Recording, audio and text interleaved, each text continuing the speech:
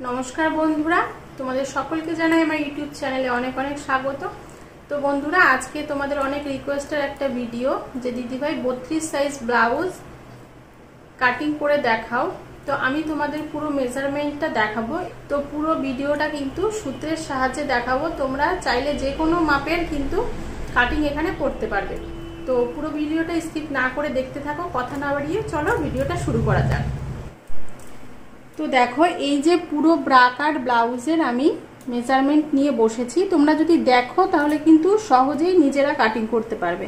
তো আমি এখানে মাপগুলো বলে দিই। ঝুল রয়েছে 13 ইঞ্চি, ছাতি রয়েছে 36 ইঞ্চি মানে চেস্ট, কোমর রয়েছে 32 ইঞ্চি, কাঁধ রয়েছে 5.5 ইঞ্চি, হাতার চওড়াটা রয়েছে 8 ইঞ্চি, লম্বাটা রয়েছে 9 ইঞ্চি আর মোহরি 6 ইঞ্চি। तो प्रथमे तुम्हारे जेटा करते हबे पिठटाके काटिंग करते हबे पेछनेर पार्टटाके। तो पेछनेर पार्टटा काटिंग करार जोन्नो एखाने तुम्हादेर दुई भाजेर एकटा कापड़ किन्तु निये निते हबे। तारपरे जेटा करते हबे এই যে ঝুলটা রয়েছে ঝুলের সাথে কিন্তু সব সময় 1 ইঞ্চি যোগ করতে হবে। তো এখানে আমরা টোটাল ঝুলটা নেব। এটা থাকবে জোড়া দিকটা, জোড়া দিক থেকে মাপটা তোমরা শুরু করবে। তো এখানে রয়েছে 13 ইঞ্চি, তার সাথে 1 ইঞ্চি যোগ করে 14 ইঞ্চি হয়েছে। তো টোটাল এখান থেকে এই অবধি ঝুলটা নেব 14 ইঞ্চি। তারপরে আমরা এখান থেকে 5.5 মানে টোটাল ফুটের মাপটা নেব এই অবধি 5.5। তারপর গলার জন্য এখানে 2 ইঞ্চিতে একটা দাগ দিয়ে দেব।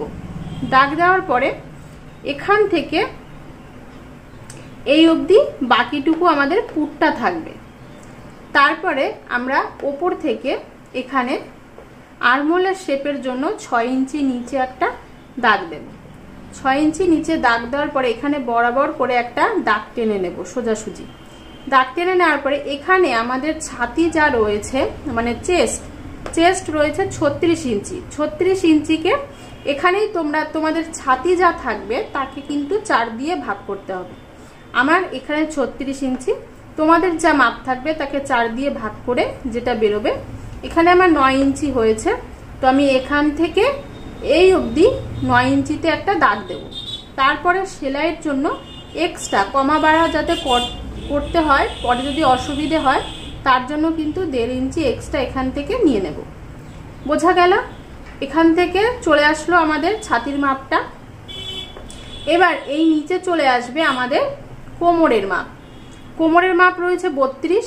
সেম একই ভাবে তোমাদের কোমরের মাপ যা থাকবে তাকে কিন্তু 4 দিয়ে ভাগ করতে হবে। তো আমাদের এখানে 32 কে 4 দিয়ে ভাগ করে 8 ইঞ্চি বেরিয়েছে। তো এখান থেকে আমি 8 ইঞ্চিতে একটা দাগ দিয়ে দেব।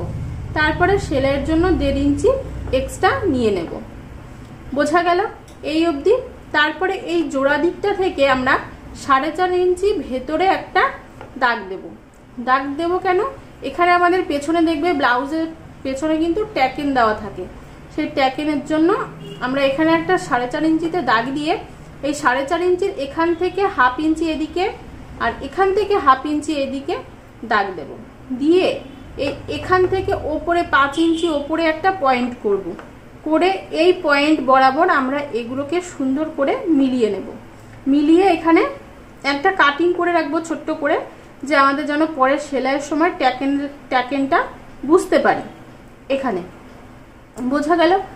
এবার যেটা করব এই যে আর্মহোলের জন্য যে আমরা এখানে একটা 6 ইঞ্চি নিচে দাগ দিয়েছিলাম আর এইভাবে একটা বক্স করেছিলাম, করে এখান থেকে 1.5 ইঞ্চি ফিতেটা এই কোণা থেকে এই অবধি 1.5 ইঞ্চি ফিতেটাকে ধরে এখানে একটা পয়েন্ট করে তোমরা এইভাবে হালকা হাতে রাউন্ড শেপ দিয়ে এদিক দিয়ে কিন্তু একটু নামিয়ে দেবে। এই যে এখান দিয়ে নামালে কি হবে, হাতার শেপটা তোমাদের সুন্দর হবে। তো তারপরে যে পিঠটা কাটিং করবে, পিঠের জন্য যে যতটা চওড়া নেবে, আর সব সময় কিন্তু যদি একটু ডিপ গলা করো তাহলে এখানে 2 ইঞ্চিতেই গলা কাটবে, তার বেশি কিন্তু নেবে না, তাহলে গলাটা পড়ে যাওয়ার ভয় থাকে। আর ফিতে যারা নেবে না তাদের তো একদমই 2 ইঞ্চির বেশি যাবেই না। তো ফিতে যদি নিয়ে থাকে তাহলে তোমরা এখানে 2.5 ইঞ্চিতে আসতে পারো, কিন্তু 2 ইঞ্চিতেই ফিতে না নিলে গলাটা কাটবে। তো এরপরে ডিপ যে যতটা করবে সেইভাবে ওপর থেকে ফিতেটাকে সেইভাবে নামাবে। নামিয়ে তোমরা এবার আমি এখানে 8 ইঞ্চি, এই ওপর থেকে 8 ইঞ্চি একটা দাগ দিয়ে এখান থেকেও সেম এই যে এদিক থেকে 2.5 ইঞ্চিতে দাগ দিয়ে একটা বক্সের মতো করে নিয়ে এবার পিঠ যে যেরকম শেপ দেবে, কেউ ইউ, কেউ বি, কেউ গোল, যে যেরকম বলবে সেরকম ভাবে কিন্তু তোমাদের কাটিংটা এইভাবে শেপটা দিতে হবে। তো এই টোটালটা ছিল কিন্তু তোমাদের পিঠের মাপ। তো পিঠের মাপটা আমাদের হয়ে যাওয়ার পরে একদম লাস্টে তোমরা এদিক থেকে এই যে যেদিক থেকে হাতার শেপটা আসছে, এই হাতার শেপের এখানে এই যে এইখানে 1/2 ইঞ্চি মতন নিচে একটা দাগ দিয়ে এইভাবে একটা দাগ দিয়ে দেবে। তাহলে তোমাদের কি হবে বলো তো, কাঁধটা সুন্দর সেটিং হবে।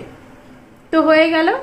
এবার এই কাপড়টাকে তোমরা আরো একটা পিসের ওপরে বসাবে, 2 ভাঁজের, অবশ্যই 2 ভাঁজের পিঠও তোমরা 2 ভাঁজে কাটবে, আর যেটার উপরে বসাবে সেই কাপড়টাও যেন 2 ভাঁজেরই থাকে।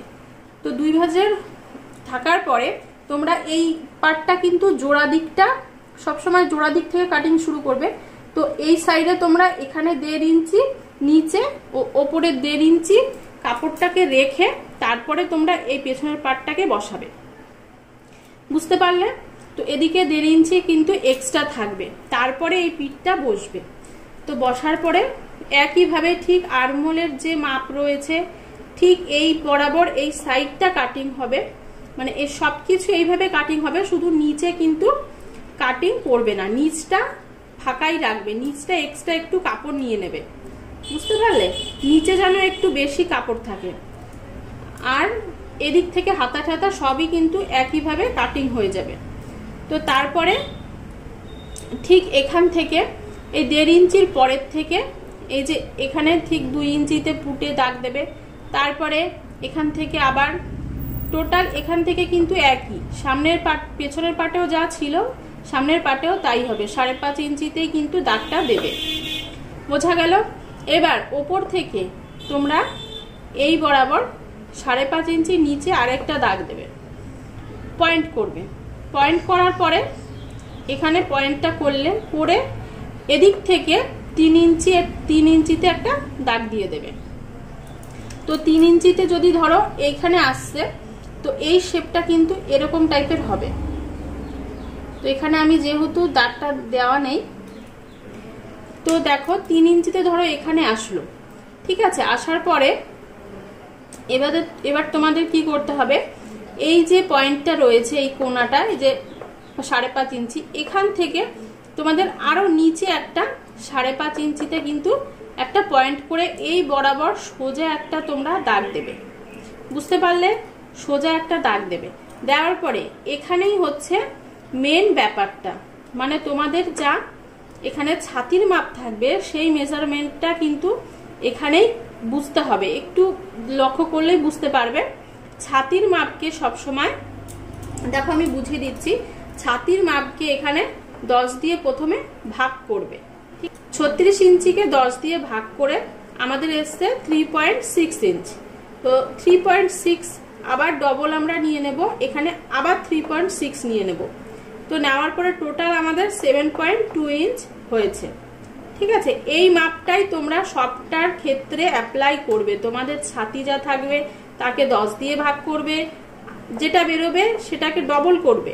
ডবল করার পরে যেটা এই যে যোগ করে যেটা হচ্ছে সেটাই কিন্তু আমাদের এখানের মাপ। বোঝাতে পারলাম?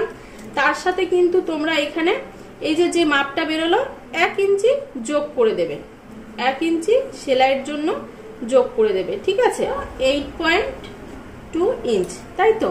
এবার আমাদের যেটা করতে হবে, এই যে এখান থেকে ঠিক এই দাগ থেকে 8.2 ইঞ্চিতে আমাদের এখানে একটা দাগ দিতে হবে। বোঝা গেল? এই যে এখানে 8.2 ইঞ্চিতে একটা দাগ দেব। এবার ফিতেটাকে ঠিক 8.2 ইঞ্চ ফিতেটাকে এইভাবে ঠিক তোমরা 2 ভাঁজে ভাঁজ করবে। এই যে ভাগ করার পরে এই যে 4.1 আসছে, তো এখান থেকে কিন্তু 4.1 এ একটা মিডিলে একটা তোমাদের পয়েন্ট করে নেবে। ঠিক আছে, মিডিলে একটা পয়েন্ট করে নেবে।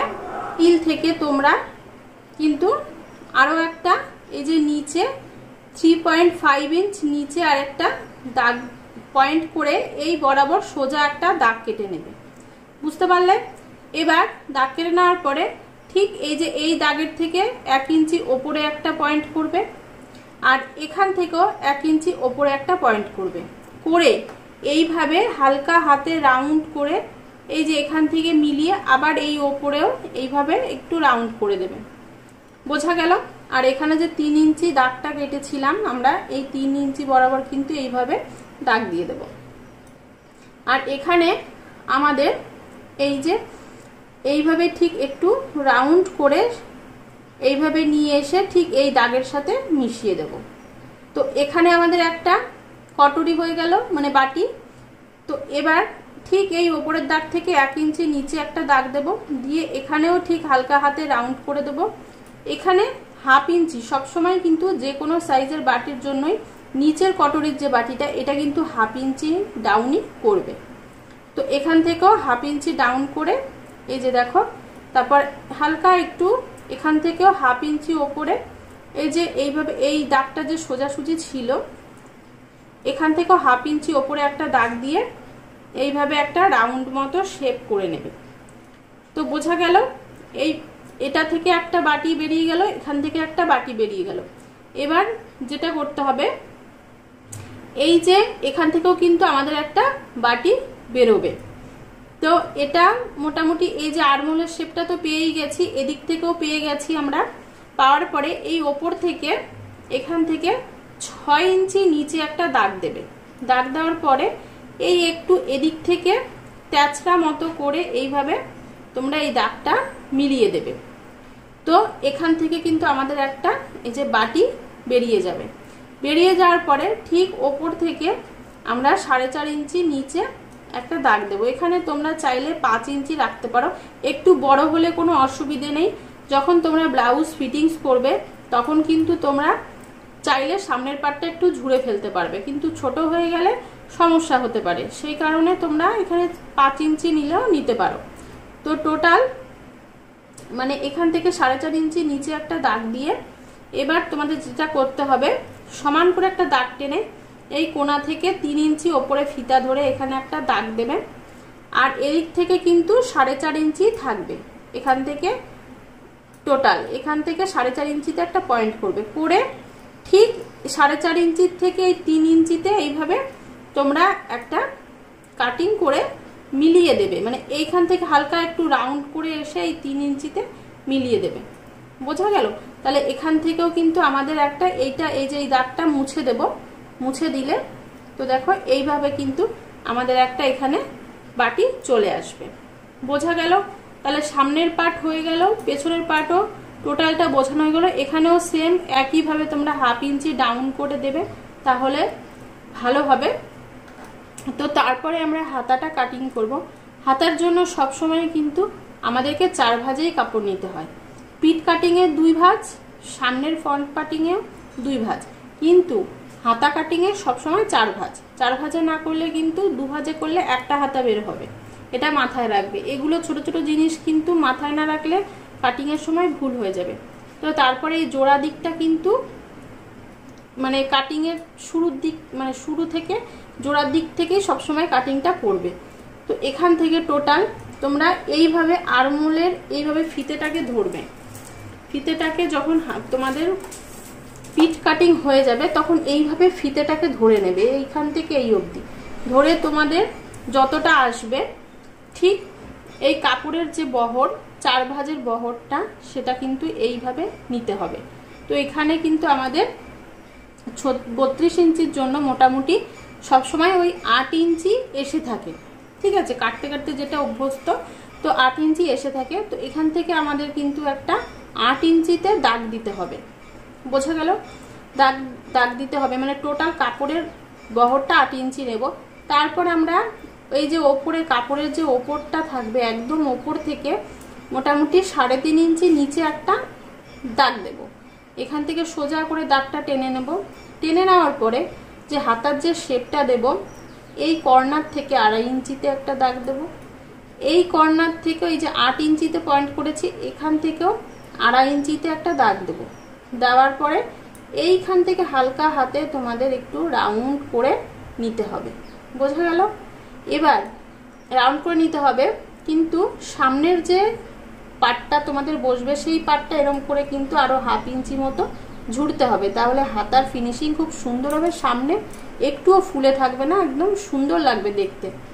তো এই অবধি হলো। তারপরে তোমাদের মোহরির যে মাপটা, মোহরি আমাদের 6 ইঞ্চি রয়েছে, তাহলে আমরা এখানে মোহরি 6 ইঞ্চি, মানে টোটাল মোহরি যা হবে, ধরো 12 ইঞ্চি মোহরি হলে তার অর্ধেক তোমাদের এখানে নিতে হবে, যা হবে 10 হলে 5, তারপরে হচ্ছে 12 হলে 6, এরকম। তো এখানে আমাদের 6 ইঞ্চি নিয়েছি, আর সেলাইয়ের জন্য 1.5 ইঞ্চি কিন্তু এক্সট্রা নিতে হবে, বুঝতে পারলে? তো টোটাল আমাদের এখানে 7.5 ইঞ্চিতে দাগ দেওয়া আছে। এবার এই ওপরের দাগের সাথে নিচের দাগ কিন্তু সুন্দর করে মিলিয়ে দিতে হবে।